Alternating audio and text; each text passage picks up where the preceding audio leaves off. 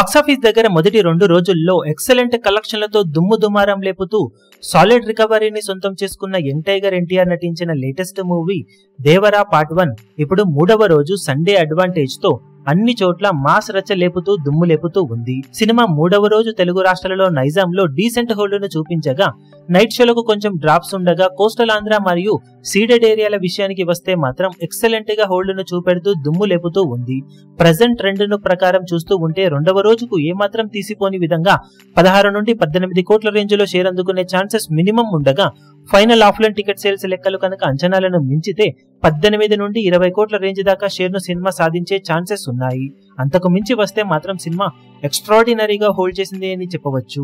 ఇక హిందీలో cinema box office దగ్గర 3వ రోజు ప్రెజెంట్ ట్రెండ్ ను బట్టి చూస్తూ ఉంటే minimum double digit net collection సాధించే అవకాశం ఉంది. ఫైనల్ లెక్కలు బాగుంటే 11 నుండి 12 కోట్ల దాకా నెట్ కలెక్షన్ అందుకోవచ్చు. ఇక సినిమా కర్ణాటకలో మరోసారి మంచి హోల్డ్ ను చూపించగా తమిళనాడు, కేరళలో పర్వాలేదనిపించింది.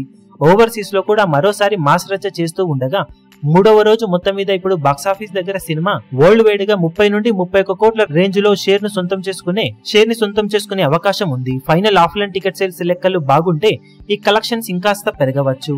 ఓవరాల్ గా 3వ రోజున సినిమా అంచనాలకు మించి కలెక్షన్లను అందుకునే అవకాశం కొద్ది వరకు ఉంది.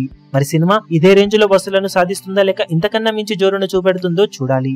టోటల్ గా ఫస్ట్ 3 డేస్ కి గాను సినిమా సాధించే అఫీషియల్ కలెక్షన్ల వివరాలు ఏ విధంగా ఉంటాయో చూసి పూర్తి డీటెయిల్స్ ను మరో వీడియోలో అప్డేట్ చేస్తాం. ఆ వీడియో కోసం ఎదురు చూడండి.